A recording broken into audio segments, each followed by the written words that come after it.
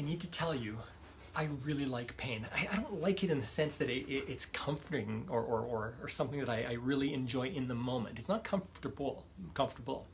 Having said that, I really enjoy pain. I enjoy what it does for me. As human creatures, we are going to way quicker move away from pain than we are to move toward pleasure. Pain and pleasure, the two basic things that motivate people. And yet, pain works so much better for the short term. For the long term, pain does not work very well. Think about things like a revolution. In a country that revolts against the current dominating power, there's going to be pain involved in the war. But the greater pain is in staying where they are. Think about situations where you've changed. I guarantee you that the things that you needed to change that took the most effort, the most energy to make a switch, to change something in life, it needed to get bad on some level. Everyone's lowest low is different. I was talking to somebody today who's going through pain, and I was not excited about the pain on its own. But I get really excited when people start talking about pain. And the reason why is because the more pain in somebody's life, the more that things are kind of unraveling and falling apart, the more opportunity they have to change everything. So I get excited. Now, I'm going to say this tongue in cheek. I get excited when the economy crashes. And this is why. Not because of the pain, and because of the pain. And this is what I mean. I don't like when people suffer for the sake of suffering.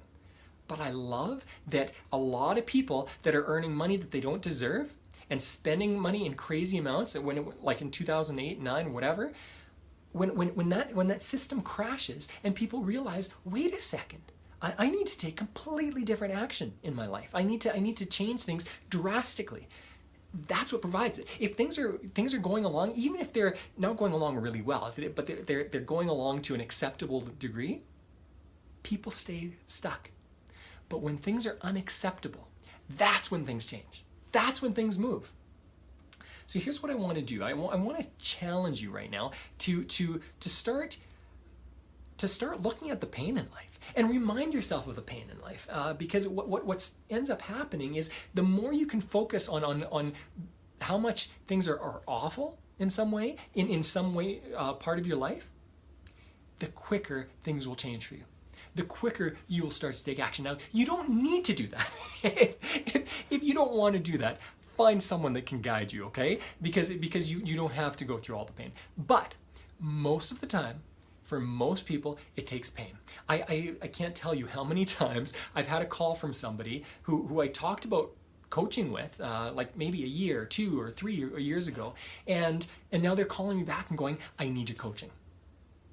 And I go, what's going on? And I know that there's pain involved. And again, I'm not excited about the pain. I'm excited about what the pain means. Pain means change. Pain means growth. And that's an exciting thing.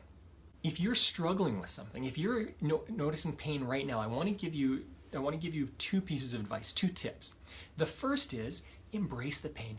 Feel all of your pain. Do not run away from it. Do not escape pain. Pain is there for a reason. If you've got a headache, it's telling you something. If you've got a stomachache, it's telling you something. If you've got a relationship that's breaking apart, it's telling you something. It's telling you something. And if you take the Tylenol, it's not going to fix anything. If you watch more movies to escape, or whatever it is, eat more ice cream, whatever your addiction is, that's not helping you. Embrace the pain fully.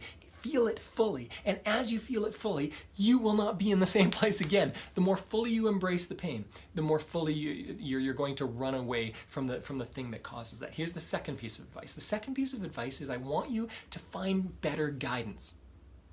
If you do the same things that you've always done, you'll get the same things you've always received, okay? If you've been working with certain people that aren't helping you, and you're having a crazy amount of pain right now, work with somebody who's going to help you. Find the right guidance. I think about 9/11, okay? And listen, I'm not here, this is not a political statement, this is not, I guess everything is political on some level, but the reason I'm saying this is because it's such a great example. Fighting a war, after 9/11, fighting a war and being angry at Muslim people groups is not the answer. That reaction was not what was going to help the world or help the US. When people started saying, hey, listen, let's change the way we're acting. Let's change the way we're interacting with people. Let's change certain systems. Let's learn from this and grow from this.